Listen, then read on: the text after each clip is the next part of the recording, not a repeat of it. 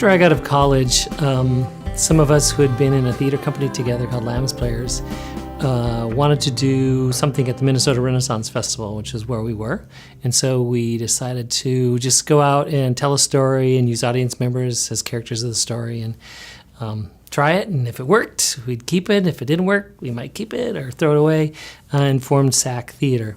So we rapidly were asked to come to festivals all over the country, and we were touring, and folks creating Epcot Center saw us and asked if we would come and do something, audition to perform at the Italy Pavilion like a commedia troupe, traveling troupe of actors. So we did. They invited us to come down, and they gave us a 3-month contract for the opening of Epcot Center.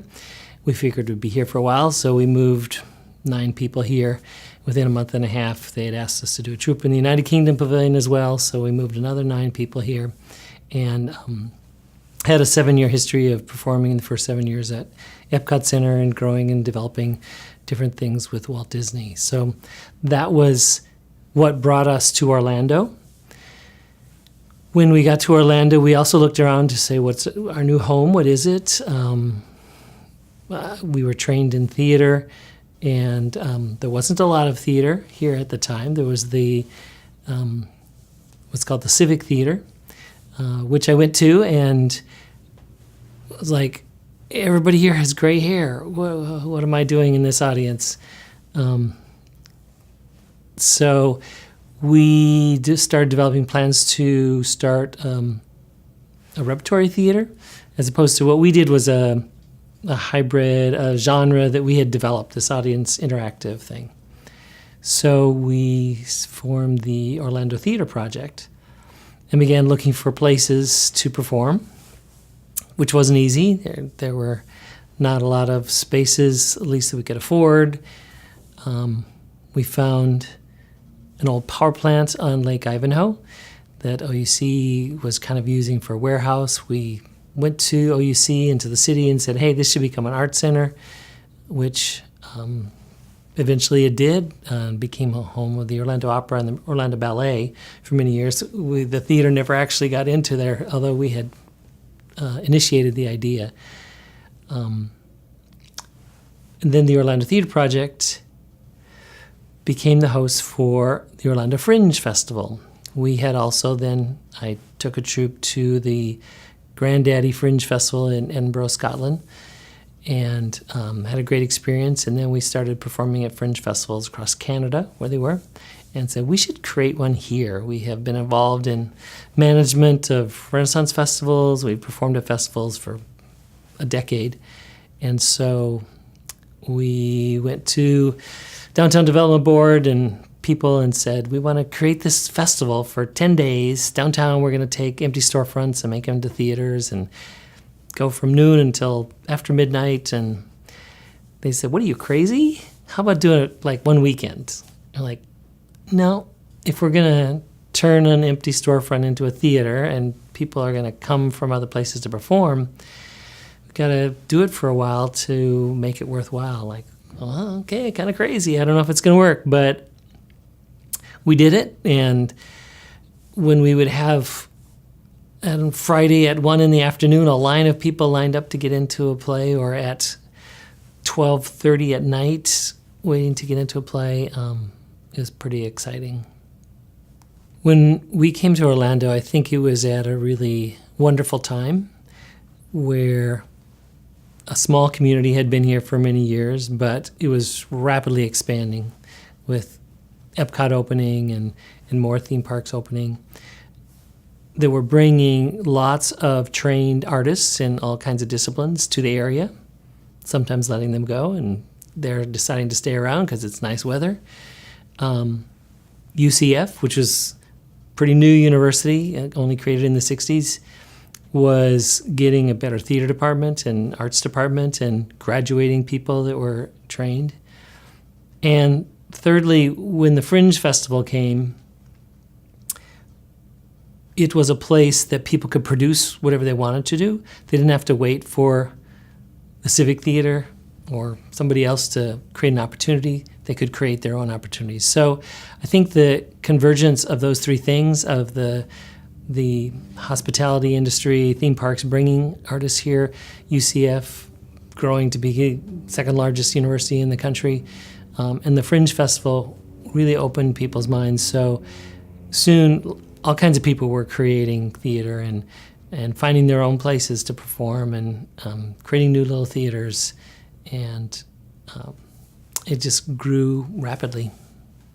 Traditionally in the arts, in theater, which was my main area of training, you audition, and you audition, and you audition, and you audition, and sometimes you get cast, and it's a very unstable lifestyle, insecure, but that's the lifestyle. And I've done some of that, but mostly in my life, I created my own opportunities. I figured out where there was a need and didn't wait for somebody else to decide to fill it, but created it ourselves. Like with the Orlando Theater Project or SAC Theater or the Fringe Festival. We also early on created a talent agency, the Sackowitz Group. So I went and studied what does it take to be an agent and got our license and moved forward with that. But that didn't really go over, and we closed it. And that's part of that kind of life. When you're going to create something, you might create several things that don't work, that fail. Failure is okay. Failure is what you learn from. So that was part of my story, was trying different things and seeing what worked. So for 21 years, I helped manage SAC and was a part owner of SAC. And it was a platform for me to be able to explore many other things like the Fringe Festival, helping get that started, Orlando Theater Project, etc. We would occasionally bring in a consultant to do organizational development. And he led us through an exercise where we did some envisioning. And the vision I had was of this person flying down into a meadow and people from the village coming out and creating an event and got them more close together and more loving and went back to their village as a more happy and friendly community. And then I flew off. So my understanding of that for myself was that I wasn't really interested in building an empire where I own a bunch of stuff. I really was interested in creating events that enliven people. That's kind of my life goal, to create dynamic events that enliven people. So about that same time, the Sentinel, Orlando Sentinel, was running some articles about the need of a theater district or theater community to come together. And I went to the meeting and kind of felt like this is my new calling, to work on this thing. And I got some of my friends together and said, hey, I'm thinking about leaving SAC after 21 years. What do you think? And we prayed about it together, and they said, yeah, I think that's a good idea. So I told SAC that I was planning to leave SAC and go work for this new organization that was just being formed, the Central Florida Theater Alliance, although there wasn't a position, they didn't have any money, and they hadn't advertised, and they hadn't interviewed, but within 6 months, that's what happened. Did a national search, and I was hired to be the director of the Central Florida Theater Alliance, which became the Central Florida Performing Arts Alliance, which became the Arts and Cultural Alliance, which merged into United Arts as their marketing department. So I did that for 4 years, trying to help lay the foundation for our theater and performing arts community to grow and foster. And then Orange County had a task force on arts and cultural affairs. And so I was like, what are they doing? Who are they? And I kept sticking my nose in and going to their meetings, and they were recommending to create an Office of Arts and Cultural Affairs and hire somebody and have a Arts and Cultural Affairs Advisory Council and set aside a portion of the tourist development tax.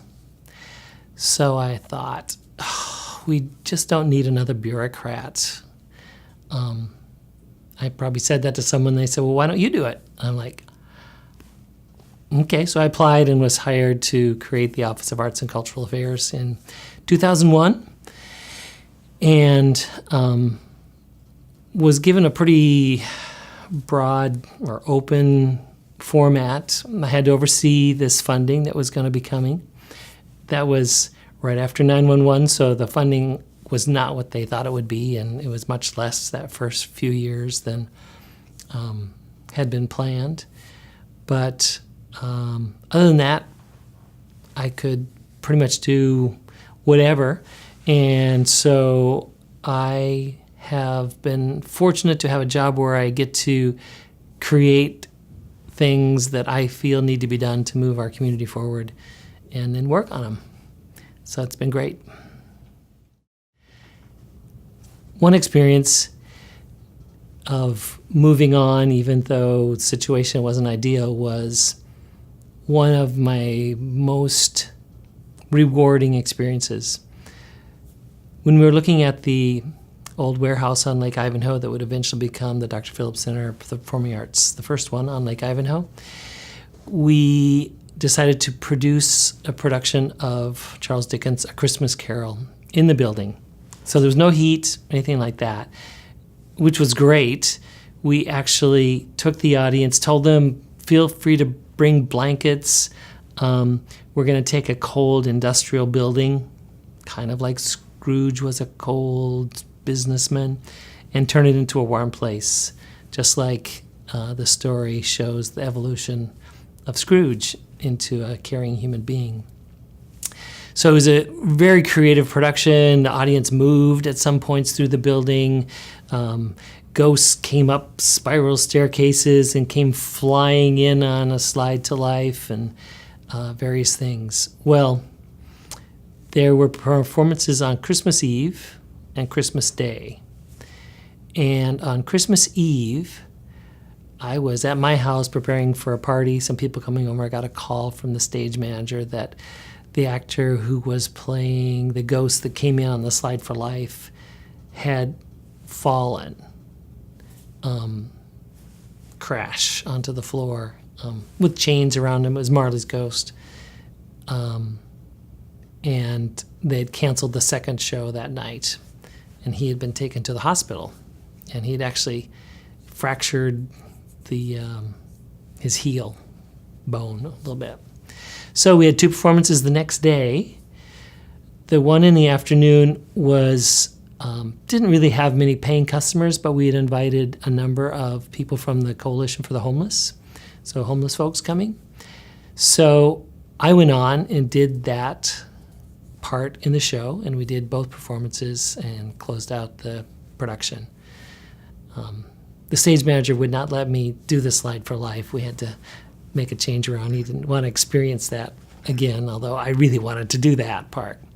But we kept on. We found a way to persevere in that experience. First of all, making that place a place where we could do the show, which involved getting a certificate of occupancy, which we had to put up fire barriers and lots of stuff that was a little beyond me. We put up a big sign on the roof. I'm up there with canvas flapping, and this was in the days before you had little cell phones, but there were some. They were a big box, and I think I had a cell phone we rented, and it was like $6 a minute or something like that. It was incredibly expensive, but we didn't have an office. It was just us there, me painting signs and putting up sheetrock and getting the certificate of occupancy, getting a proclamation from the mayor to make it Christmas Carol Day, and putting that up by the sheetrock when the inspector came by to hopefully that would let him know that, yes, you really should approve whatever we've done because it's the mayor's proclamation of the day. So the point is, troubles will come, and you just try to find a way to get around them. Sometimes it's a stop, but before you decide that that's a no-go, first explore all kinds of options. So that's what I've done for my life, and I'm stronger because of it.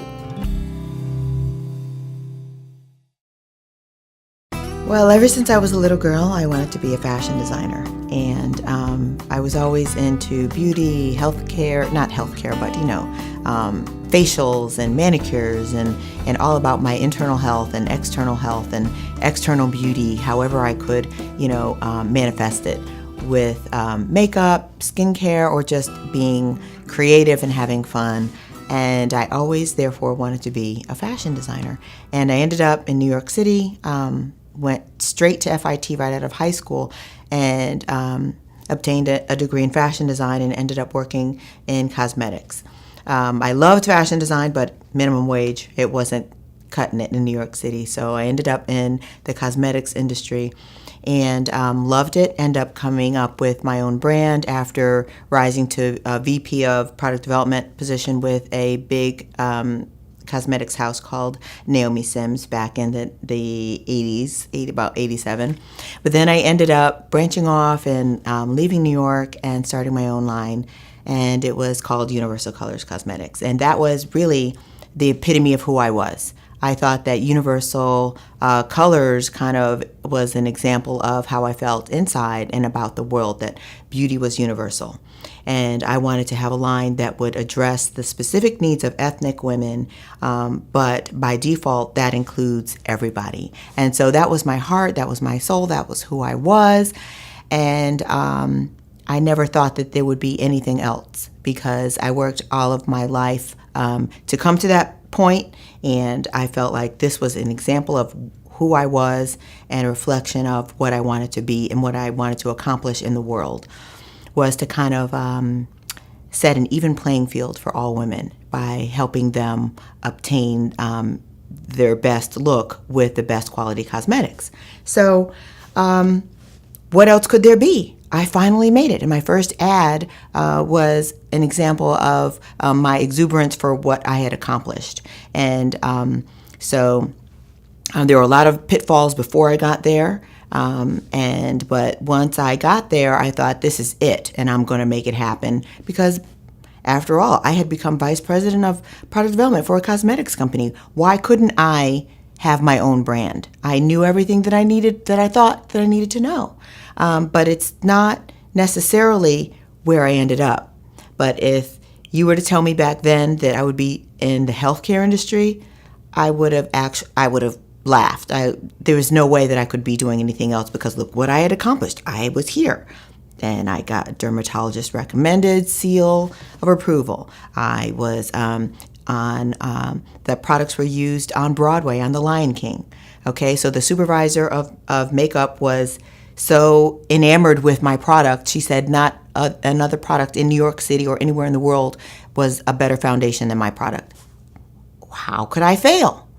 I was on Shop at Home Network, launched the first cosmetics line on Shop at Home, which was a coins type of trading, shopping network. It wasn't about beauty or health or glamour. It was about coins, but they took that chance with me because I sold it to them. That was my in. It was much more competitive to get on the QVC. I had a connection there that said, okay, you can come in and see if you can pitch it to us. And I did, and I got on. I spent $2,000 on my outfit. I knew this was going to be it. And after that, I had reps all over the country. People were using it in LA. There were celebrities using it. How could there ever be anything else other than Universal Colors for me? I was Universal Colors. Universal Colors was me.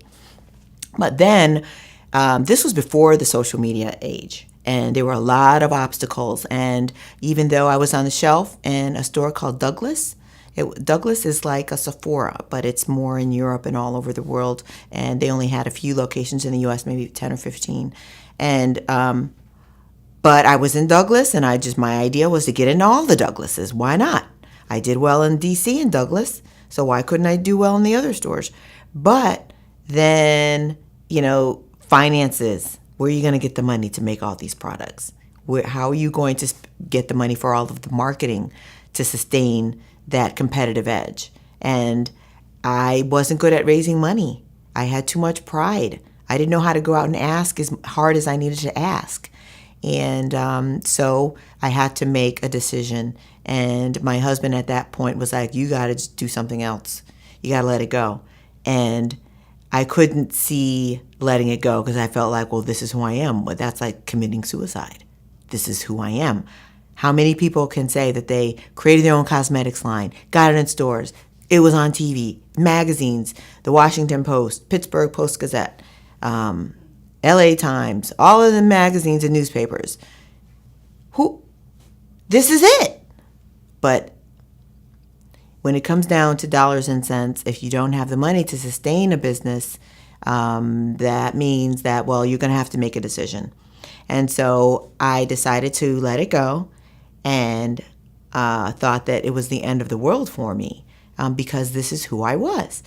But then I realized, well, I learned an awful lot about marketing. I learned an awful lot about supply chain. I learned that no matter how good a product is, it doesn't really make any difference. You have to know how to get it from point A to point B, and you have to be able to sustain that and finance that. And so even though it was the best thing since sliced bread as far as I was concerned, and as far as other people were concerned, I wish I had all of the letters and all of the accolades in front of me to share with you. But that's not necessarily enough. You can have a bad product and it can be very successful if you get it into the supply chain. So I learned that, and I learned how to deal with China. I learned how to import. I learned how to negotiate contracts. I learned how to be thick-skinned, and I learned how to have patience. So I started working on that plan in 1996 or so. And then really had it in my heart since 91. But then really hardcore started working on my business plan, doing all the research and testing the products and everything, and launched in 1999. Now, most people think that they can start a business and it's going to make it next year, in 2 years you're going to be rich. But after you go through that process and realize that that's not the case, that it takes an awful lot of blood, sweat, and tears, and that you need to put the time into developing a plan. And even still, it doesn't mean it's going to work. It doesn't mean that you're going to make it. But so I learned to have thick skin, and I learned how to have patience, and that allowed me to take all of that experience and move it to the next venture. It also allowed me to understand marketing and how to solve problems, how to solve people's problems, how to solve the buyer's problems, not the end user, but there's a buyer that allows you to get in the store. How do you solve their problems? How do you perfect R&D? How do you perfect the product until it's good enough to satisfy the end user? All these things that you learn, you can apply to any business. So I didn't know that. I thought it was all about, it's not all about the product. It's all about solving people's problems. And when you learn that you can solve others' problems, then you can become a happy person. You can realize I can do anything. And it doesn't have to be with cosmetics. It doesn't have to be with hair care. It doesn't have to be with skincare. It doesn't have to be fashion. There are other problems and sometimes bigger problems out there that need to be solved. So it just so happened that I took that skill set of understanding how to solve problems and networking and negotiating. It helped me learn how to drive business in another market. So I had the opportunity to get into healthcare industry. I helped my husband with his company, and I wasn't getting paid. I just used my marketing savvy. And then it allowed me to see that this can make me happy, because it wasn't necessarily the product of the cosmetics that made me happy. It was helping other people and solving problems and feeling rewarded for my knowledge and my expertise. So I learned how to have a new expertise. But the core expertise was supply chain. How do you manage getting a product into supply chain? So if you can take what you know and you can appreciate it and embrace it, then you can apply what you know to any and everything. How you relate to people, how you solve problems, how you get yourself out of a rut, how to have patience, and how to realize that if you have all of your skills and nobody else can take those skills from you, you have all those skills. That's something that you earned. You might as well apply it to something else, because you don't know what the fruits of all your old labor, you don't know what that's going to blossom into. So now I have customers, I have employees, I have a thriving business, and and I've learned how to be creative and be resourceful. So I turned $0 into a multi-million-dollar company with $160,000 startup capital. So I wrote a business plan, but I had experience writing a business plan before. So now I knew how to write one with a little bit more expertise. And anything that I didn't know, I went and I got help doing. And then when I was able to raise the money and start that business, how then do you get it from here to there? Well, all of the past experience, living in New York City as a young teenager, going to college, beating the pavement, living off of minimum wage, and learning how to transform all of my talents into something that was creative and that generated revenue for myself. I learned how to take something from nothing and blossom it into something that was rewarding, satisfying, helpful, and now I'm a job creator. It wasn't just about universal colors, and it wasn't just about the glamour and what I thought I was, but I've become a stronger person, resilient, patient, and a lot less egotistical. Because I can think back to the day at Universal Colors and how I might have come across as pompous sometimes. I didn't have the same struggle. I didn't see something bottom out yet. So here it is. I thought I was a star. I was on TV and, it was all glamorous and everybody thought that I was so fabulous. And so you start to think that, yeah, you are fabulous, but you know what? You can break too. Something can happen. You can get sick. Your company can get taken away from you, or you can lose it. You might not make it. You might not be as successful as you want to be. But that doesn't define you. And the Universal Colors didn't define me, obviously, because it might have been hard, but I got through it. And I was able to apply what I learned to something else. And along the way, what have I accomplished? I stuck to my guns and I completed my MBA at Rollins. And that was something that was a feat because I was a creative person, not a numbers person. But I learned how to be good with numbers, good enough so that I can talk to a board and talk in an educated fashion about finances and about projections and about losses and about my P&L and about my balance sheet and about how I was going to get from, $500,000 a year in sales to $1 million, how I was going to get from $1 million a year to $2 million in revenue, and how I planned on achieving scale. And so you learn all of these things because you want to, because you have the ability to, and because you know that everything that you did in the past is your foundation. That's all it is. No matter how successful you might be, that's only your foundation. Because you never know, the strength, the courage, the power that you really have until you fall. And when you do, and you rise up and get back up, and you accomplish even greater things, might not be in the business that you want to be. I'm designing disposable medical apparel. That is not sexy. That is not sexy. That is not, at FIT I was designing lingerie. Now I'm designing disposable lab coats. But guess what? Those disposable lab coats can save lives because they're used in a sterile environment. And when you go to the hospital and you get that IV is made in a sterile environment. And I am partially responsible for creating that environment with the company that I run. So we build clean rooms. We also supply the medical devices and supplies that are used in those clean rooms. So maybe before I was making people more beautiful, but now I'm saving lives. Indirectly, but I'm saving lives. And this is something that anybody can do. You can fall on your face, you can bottom out, but you can always rise up and become a lot greater. And I feel that if I hadn't gone through that with Universal Colors, I wouldn't be as humble, I wouldn't be as generous. Yes, was I a giving person? Of course, but when you fall, then you appreciate all of your blessings and all of your gifts greater than you ever would have imagined that you had in the past.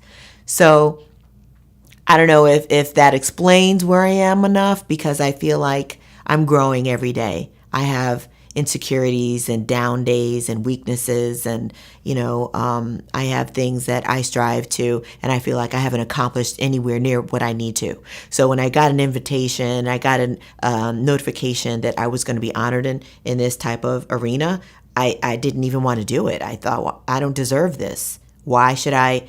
Why? There are people that do a lot more than I do, and there are a lot of things that I want to accomplish. But sometimes I have to sit back and say, well, I do have employees. I create some jobs. That's pretty good. I'm on the board for the Boys and Girls Club, and it's, my heart is there. And I think that I might be helping some children by doing that. And guess what? Maybe I'm inspiring other people to give back. Maybe I'm encouraging other people, even if they don't have the time. This is a great way that they can help the community, even if they feel like they don't know what to do. So you don't know how you impact other people's lives. And I know that my things that happened to me in the past with my company and not making that the success that I wanted it to be, at least I can say that I did it. I had a dream to start a cosmetics company, and I achieved that dream. So even though it wasn't, in every department store, and it does not exist to this day, I wouldn't be who I am if I hadn't stuck to my guns, pursued my dreams, and tried, because that gave me the ability to do what I'm doing now. That dream of having a cosmetics company, I did it. Is it here today? It isn't, but it's in my heart. And if you Google it, you might be able to find some old articles. But that only shows you that, I'm serious when I say that I'm going to do something. And I think that if in our hearts we can be serious about who we are, and we can try to strive forward and try our best to exude that as long as we know that doesn't define us, it's just a piece of time. It's just who we are for the moment, and we can give the world all that we are, but it doesn't mean that if we don't succeed at that we're a failure. In my past, I've created Universal Colors Cosmetics. I've created Carter Health Disposables. But in all that I've created me.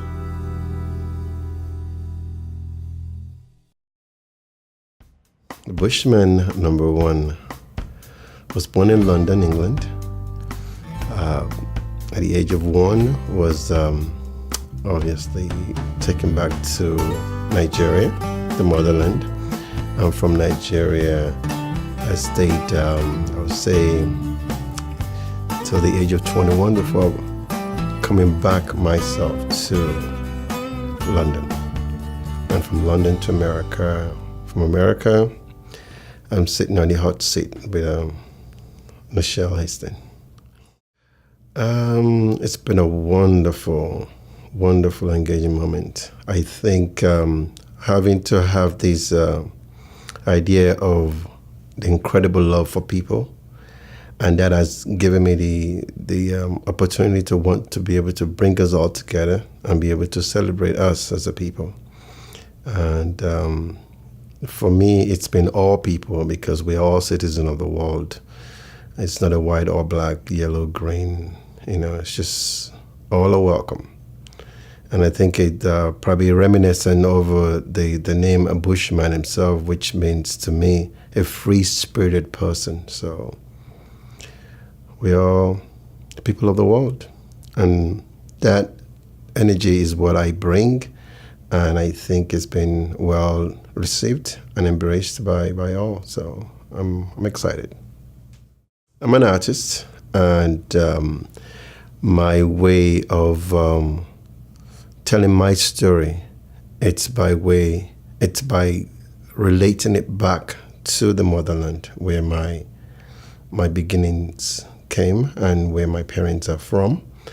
And being an artist has been a way of me telling stories and having the people of the world, so to speak, because America is an embodiment of the people of the world, to be able to relate and see and hear my story.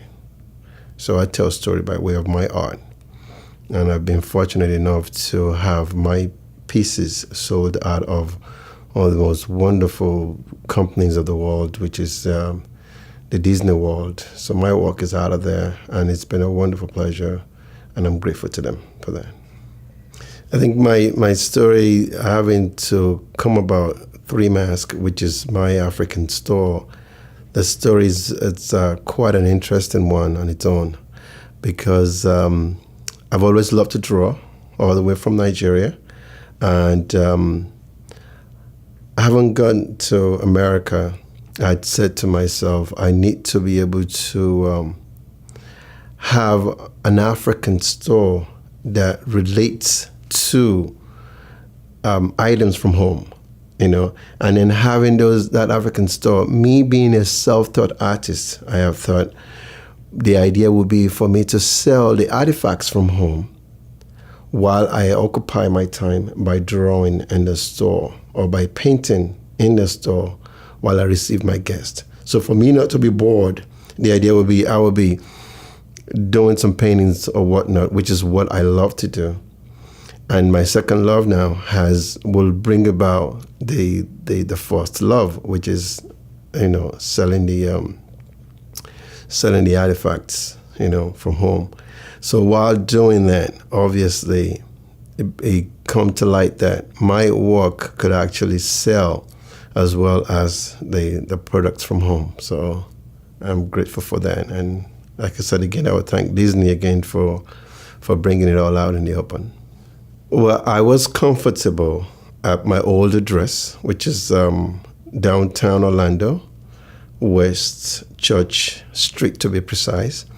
But obviously the city and the magic needed the land right in front of us. So for that reason, all the stores in our building has to move.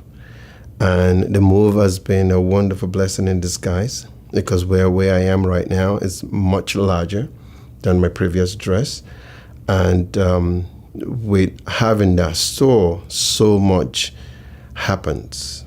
So much happens from me having to create something called Art Talk, and that brings about people to be able to come in and not only facilitate a venue for the artists in Orlando to sell their work, but also vendors do come around and be able to sell their products as well, to mainly crafts, handcrafted products.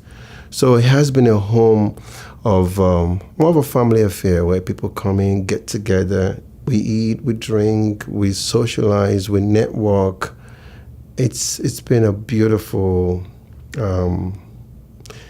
thing to have happened. So I thank the city and I thank the magic for the move, because you really have to thank those who facilitate things to you. You with thanks receives more.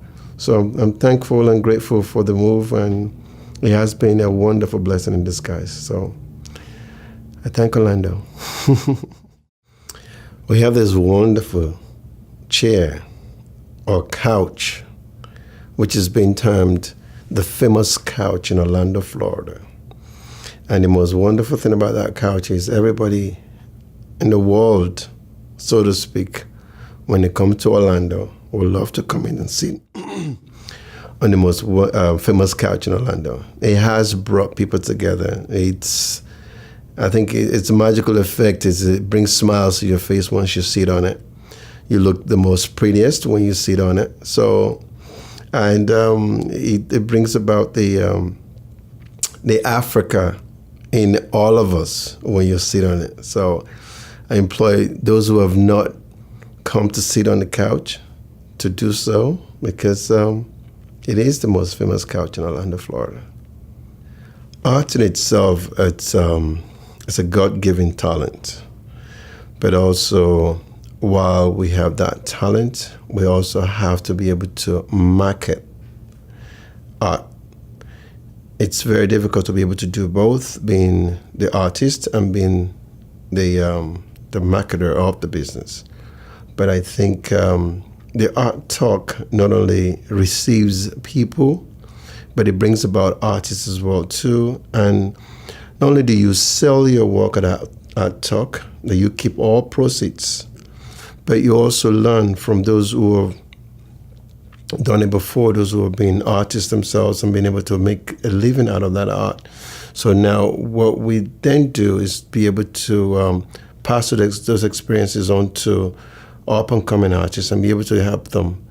Because without having to help them, most of them would think the gift that they were given were just a gift. But they need to be able to make a living out of that gift. And the only way you could do that is by being able to have an experience on how to market your work. So Art Talk itself is not just about artists gathering to make sales of their work, but also to be able to lecture and educate those who are already artists and would like to sell their work. When I think about the reality of how New Image came about, even I sometimes am amazed. My father moved this church from the Winter Park area, and at the time, he felt that God was leading him to speak and do more work, outreach work in the Paramore community. And I hated everything about Paramore. I kicked, I screamed, I begged him not to go. And in reality, I did not know that that was the very thing that was going to end up changing my life. So I was 21, college student, not sure exactly what I was going to do with my life, who I was, what I was supposed to become, what was my purpose, and how was I going to get there. And I just remember this process of going down to Paramore to help him clean up. And there were a couple of kids that were playing in and out of the street. And at the time, without even thinking, they were in this grocery basket and they were pushing this grocery basket into the street, watching cars swerve. And I just yelled out, "Hey, what are you doing?" And those kids, that very moment, came over and one of the little boys cussed me out like I would never believe. And I invited them inside my father's church. We played the only game that we had at the time, which was a game of Monopoly.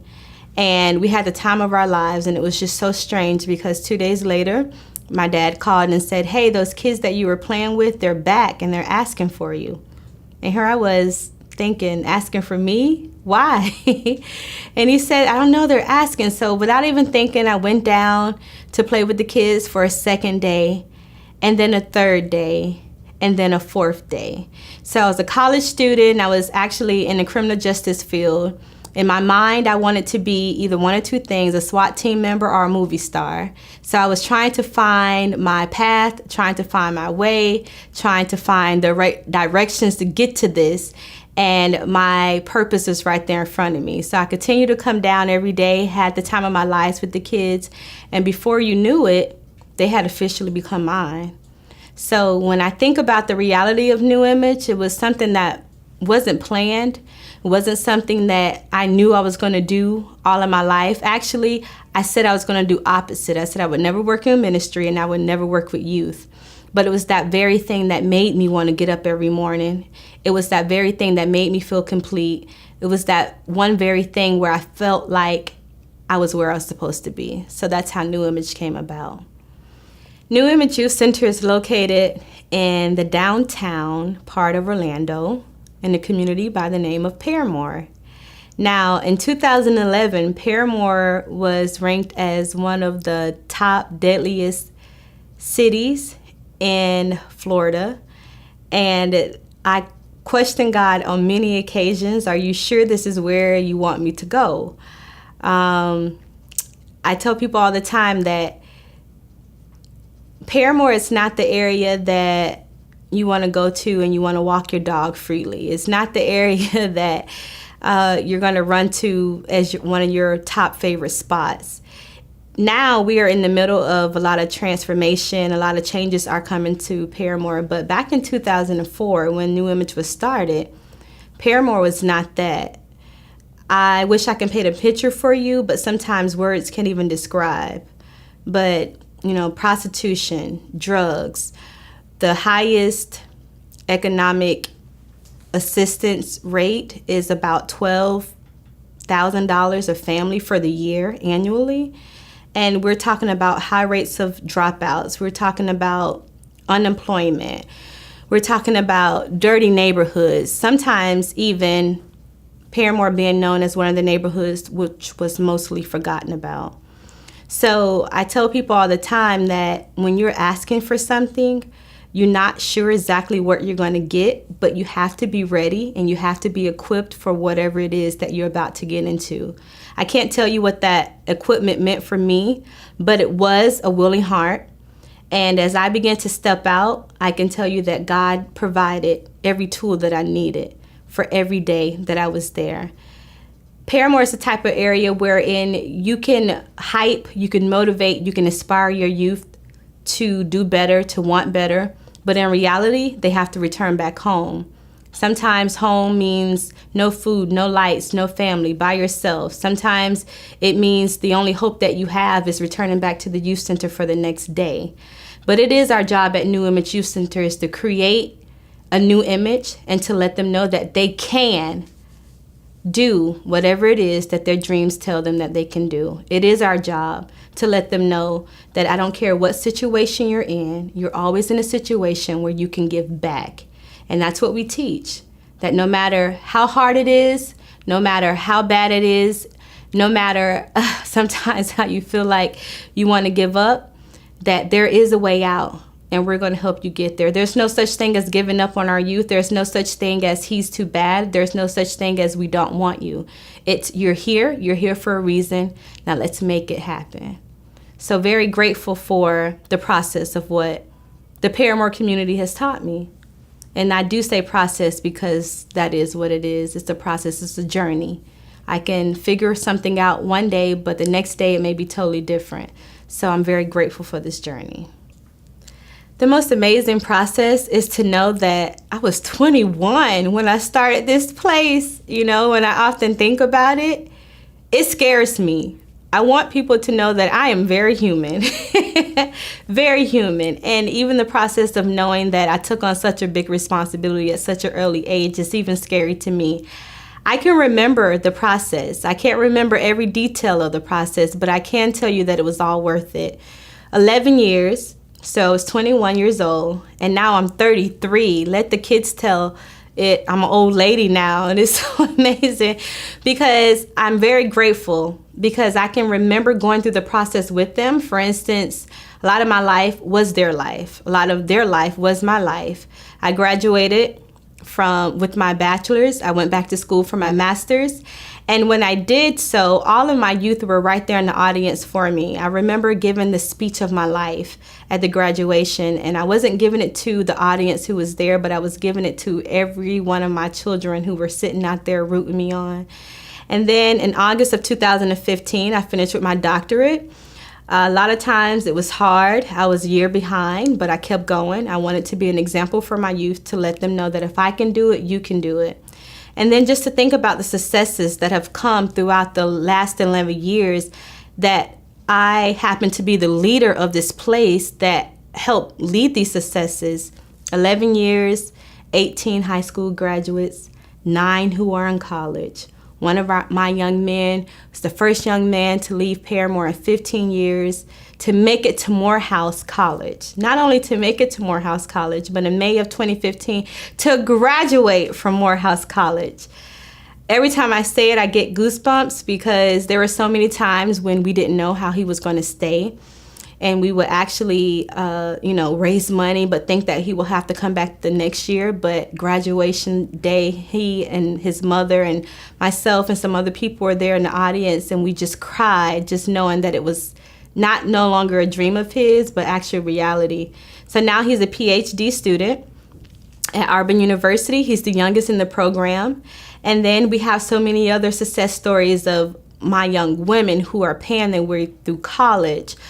Class by class because of immigration issues, or even my Akeem who refuses to give up. And although things have just turned out sometimes not in his favor, he has this strength to continue to go. I mean, I know this is what we teach, but it's different when you see it into action.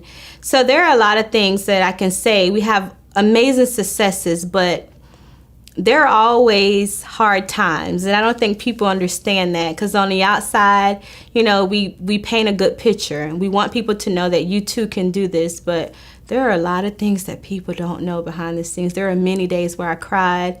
There are many days that I didn't think we can make it. I didn't think that no one believed in us enough to even to continue to give or to continue to support our mission.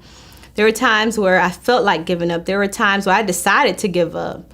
And I remember one specific time where my father told me, he said it was Christmas time one year. He said, Shanta, if things does not happen, if God does not show up for you in 1 week, then I'm going to help you pack everything up. No, I don't know. A lot of people may not know this story, but I said, okay, it's a deal. We shook on it. And I remember that 1 week, my sister was working at Walmart. And my sister's a very friendly person. She was talking to someone, and she ran across a pastor who was doing Christmas toys for kids. She told him about the New Image Youth Center, and this pastor called me, and he supplied Christmas toys for all of my kids in that same week. And to me, that was that aha moment to say, you can't give up. I'm still here. I'm still pushing you. There are other times when I wanted to give up personally. I don't think people understand, but I gave up a lot of my life to do this. You know, I'm not married, don't have any children. I dedicated myself to the children of Paramore, and I became a part of their family. But it's all worth it at the end of the day. I wouldn't trade it for the world. When I look back and I recognize that we have been able to create a legacy, we've been able to create a beacon in this community, that sometimes there were people who believed in us but could not help, and there were times when people did not believe in us and did not help, but some kind of way we kept going. And I often say, was it worth it? But when I look from starting that first summer with 8 children and now servicing 90 youth a year, it even freaks me out. What the heck am I doing? I question myself all the time, but you keep busy. Once you're busy, you're not there to recognize or even see the fear. So don't pay attention to the things that are coming your way or the things that are coming up. I do know that there is a quote that I believe in by, I can't remember the name of the guy who wrote the quote, but it says, start with whatever tools that you have at hand, and as you go on, better tools will come along the way. And that is the truth. Those tools may represent people, they may represent resources, they may represent donations, or they may represent whatever it is that you need at the time. But if you keep going, those things will come along the way.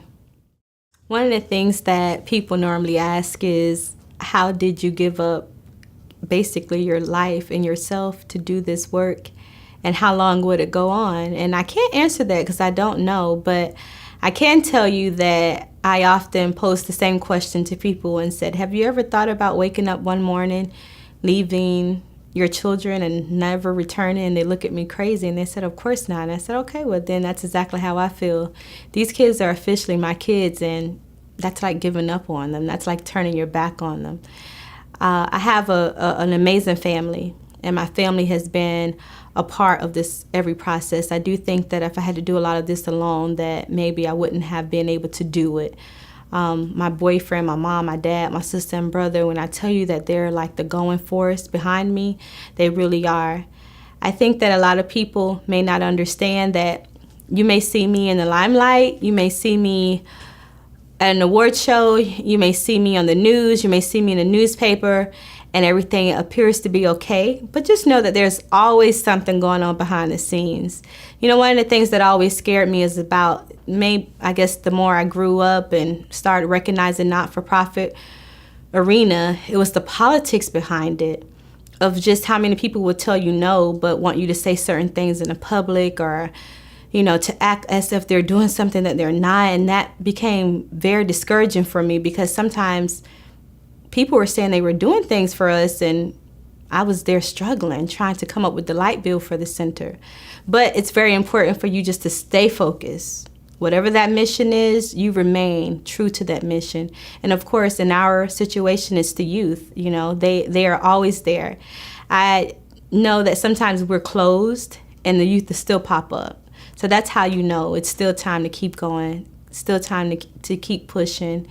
And I've even had my personal downfalls. Back in 2014, I was on my way to the youth center to get ready for the Martin Luther King parade on I-4, and was hit by a semi-truck Now, the craziest thing is at the moment I literally thought I was dying and knew I was going to die. I had two twins in the back seat, and I just knew the moment that was it.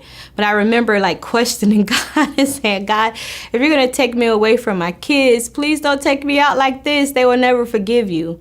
But I stand here before you today and may look like I have no issues, but I have a lot of repercussions because of that. I have dealt with some memory loss. I've dealt with a traumatic brain injury that I'm still getting treatment for. But I can tell you that I know why I'm still here, because my purpose is not done yet. I have not reached my destiny. When people say, how can you go through everything you're going through and still standing, still pushing? And that's because there is someone greater than I that is still pushing me to do bigger and better things. So if I could say anything, this is just the beginning. Don't believe me? Just watch. It is true that people who see the vision will come along the way and join in. One of the most amazing things is we have been able to create this family unit at New Image Youth Center. And this family consists of boys, girls, aunts, uncles, sisters, and brothers. And one of the things that we have proud ourselves in, and which really has set us aside, is the fact that we are a family unit. Our volunteers are part of the family. Our board of directors are part of the family. Everyone who believes in the mission and make it possible is part of the family. And I think this has helped us because it has let the youth know that they're never alone. So no matter what their natural family look like, they have another family that exists. So it's so amazing around holiday time, because all of our kids, all of our older kids who have graduated, the ones who are college, the ones who no longer attend, or whatever the case may be, they all come back. And we do this really huge dinner, and we're able to love on each other, and we're able to talk about what we're thankful for. And it amazes me every year how this family keeps growing. Just the pictures of seeing and recognizing over the years how New Image Youth Center has touched so many people. It's just an amazing feeling that I can't even put into words. So I tell people all the time, yeah, I have done some amazing things for New Image Youth Center, but New Image Youth Center has done some amazing things for me. Through all of the bad, through all of the good, through all of the ups, through all of the downs, I can truly say that I am stronger because of it.